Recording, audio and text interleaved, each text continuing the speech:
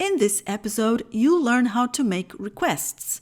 For example, asking where the train station is, how much the apple costs.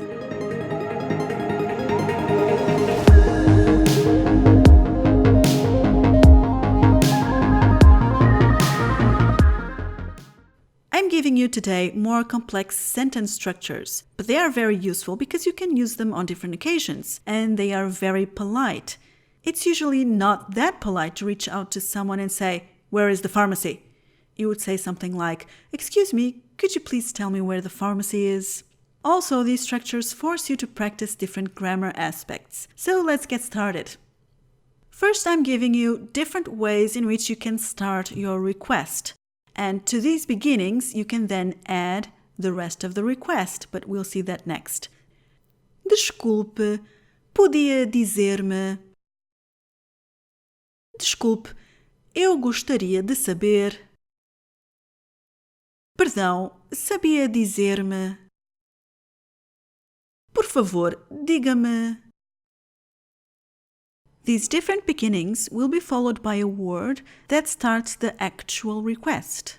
Here's a list of them.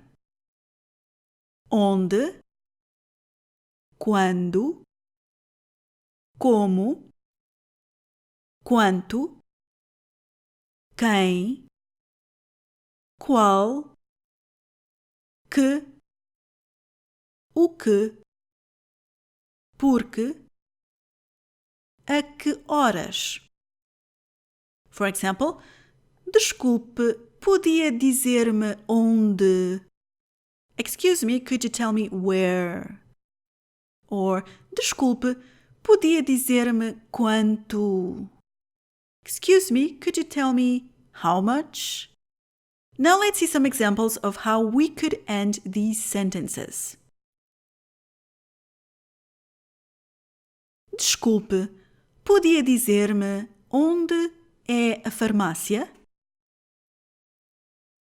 Desculpe, podia dizer-me onde é a farmácia?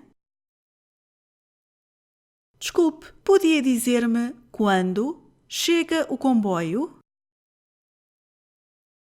Desculpe, podia dizer-me quando chega o comboio? Desculpe, podia dizer-me como vou para a estação? Desculpe, podia dizer-me como vou para a estação? Now let's use the second possible beginning. Desculpe, eu gostaria de saber quanto custa esta blusa. Desculpe, eu gostaria de saber quanto custa esta blusa. Desculpe, eu gostaria de saber quem é o responsável. Desculpe, eu gostaria de saber quem é o responsável.